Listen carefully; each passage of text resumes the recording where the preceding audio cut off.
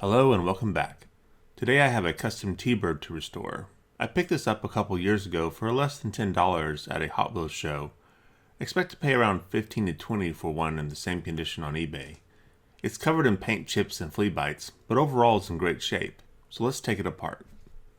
This model is based on the 1967 Ford Thunderbird two-door coupe. It appeared in the Hot Wheels line during 1968 and 1969. The United States version has clear windows, a painted front grille, and a dashboard and steering wheel molded into the interior. United States versions were also issued with or without black painted roofs. Some United States versions have outline doors. The Hong Kong version has blue tint windows, an unpainted front grille, and a black steering wheel insert. All Hong Kong issued custom T-Birds have black painted roofs.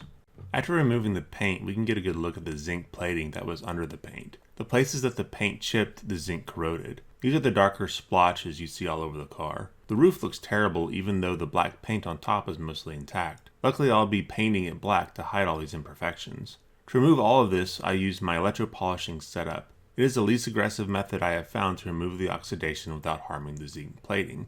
Please see my video on this if you're interested. So here's how the car looks after the electro-polishing process. You can see that most of the oxidation is gone and most of the car's zinc plating is intact. However, there are some areas, in the rear of the car for example, that you can see some dark spots. These areas are where the corrosion was bad enough that the zinc plating was completely removed and the underlying metal is now exposed. You can also see that there is some pitting in these areas. This is because the oxidation in the zinc plating was at different depths. When it was removed, it left these pits. In most cases, the plating was not compromised, but the pits are noticeable. To fix the areas where the plating was compromised, I need to replate the car in zinc, something I'm currently working on for a future video. But for this car I plan to use a very simple method, triple-aught steel wool. Using triple-aught steel wool I can clean up some of the pits and shine up the exposed underlying metal. However, when I paint the car, the underlying metal has a slightly darker shade and shows up as discoloration in the metal. It won't be too bad on this car as it has most of its plating, but it will still exist unless the car is replated. Here's how the car came out after sanding with the steel wool. Yes, there's still some areas with pitting, but I didn't want to risk cutting through the plating to remove the pitting, so I'll just leave it. I should note that when using steel wool, make sure that you only sand in one direction. Normally I would polish the car after this step, but I'm curious how the car would look if I painted it at this point. Mattel never polished the cars. They relied on the shiny zinc plating, so I'm still working on a method that would more closely reproduce the original look, hence the steel wool. Before I paint the car, I need to remove any oils that might be on the surface. To do this, I use 91% isopropyl alcohol that you can buy from stores like Walmart or CVS. Other solvents like acetone can also be used. Once the car has been washed, I let it sit to dry. Obviously, it's important not to touch the car and to apply the paint as soon as the car is dry to limit contamination of the metal surface. I'm going to paint this car orange. Yes, the last Redline I painted was also orange. This is because I'm trying to do a complete Sweet 16 set in orange. As you've seen before, I'll be using an airbrush to apply the paint. The amount you saw in the vial is more than enough to paint the car. I can usually paint 4 cars per vial, and I buy all my paints from redlineshop.com. The first coat is just a light tack coat, and then I apply layers heavier each time, so a total of 5 coats is all I need to paint the car.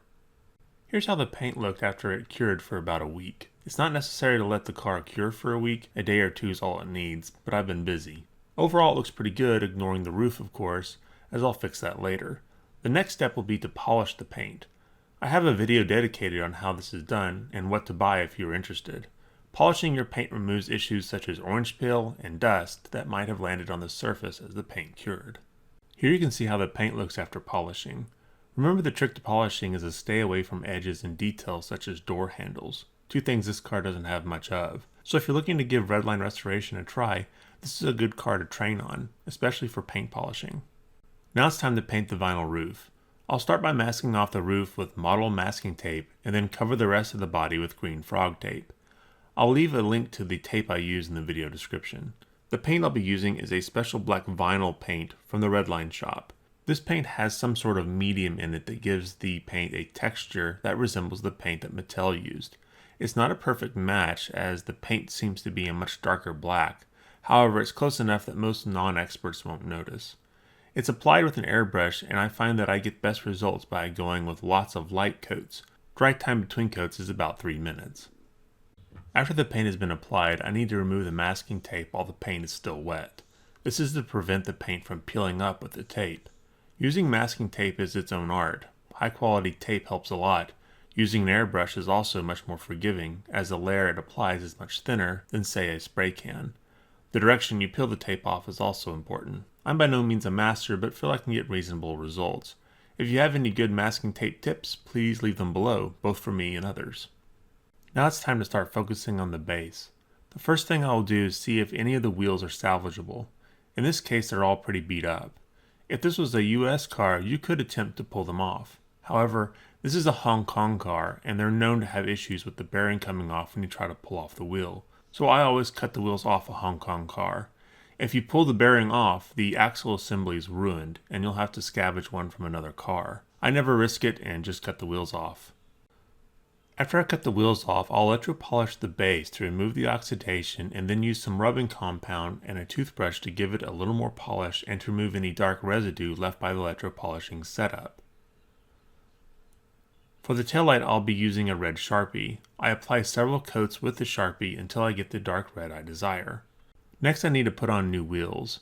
I understand that not everyone likes reproduction wheels. I try to use originals when I can. I also try to repair them if they're not too beat up. On occasion, I've bought original sets at Hot Wheels conventions. The problem is that they are crazy expensive, costing $20 or more a set. So I only use those on cars that are really expensive, like the Mustang. Even the repo wheels are not cheap, so for now I'll go with the repos and try to keep the wheels that I think I can fix. With the wheels on, I can go about putting the car back together. The windshield was in great shape and I only needed to wash and lightly polish the plastic. I did this off camera as it wasn't all that interesting. Also, I washed and cleaned the interior plastic off camera to remove any dust that had accumulated over the years. After adding the button head screws, this car is complete, and I can add it to my Sweet 16 orange collection. Looking at the car, you can see some of the small discoloration patches I was talking about earlier. This should be fixable by replating the car, something I'm currently working on, and you should see later, but for now this car is finished. As usual, let me know what you think below. If you have any tips on electroplating zinc, I would love to hear them. Plating is sort of the next natural progression that I feel I need to take to get the cars to the next level. Anyways, I hope you've enjoyed this video, and I'll catch you next time.